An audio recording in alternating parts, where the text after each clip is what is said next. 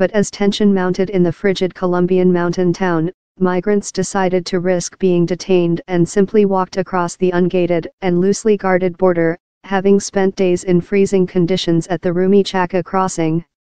"We have no money, we need to move on now and get our lives back," said Mayerly Isaguirre, out of breath from dragging her belongings up the steep hill at the Ecuadorian border. The primary school teacher, 37, was traveling with her boyfriend and had planned to cross legally with her Venezuelan national ID card en route to find work in Peru, where other family members successfully arrived weeks ago. But they were stopped by the new regulation. After more than 24 hours shivering from the cold at the border, she took the chance. "They haven't told us anything, we are just waiting around like idiots," she said, wheeling her fuchsia-colored suitcase across the open checkpoint as guards looked on. Peru's government announced immigration measures similar to Ecuador's on Friday, with passport requirements for Venezuelans beginning on August 25.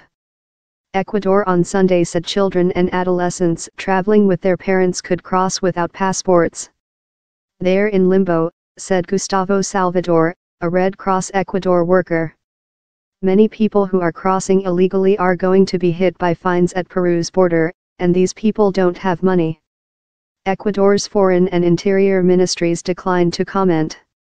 A spokesman for Colombia's migration office could not immediately be reached for comment. On Sunday morning, arguments broke out between migrants, those rallying for people to move on into Ecuador in groups while others argued they should stay and do things the right way. More than 1 million Venezuelan migrants have entered Colombia over the last 15 months, according to official estimates, but Ecuador, Peru, and Brazil also have received many. Over the last 2 years, especially, many Venezuelans have struggled to obtain passports amid the OPEC nations' political and economic chaos. This year alone, 423,000 Venezuelans have entered Ecuador through the Rumichaca border.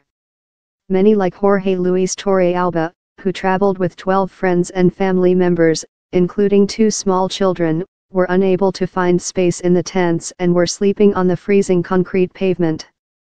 "We are from the Caribbean, we can't handle this cold," he said, shivering despite wearing 4 t-shirts, 2 sweaters, 2 pairs of socks and 2 pairs of jeans.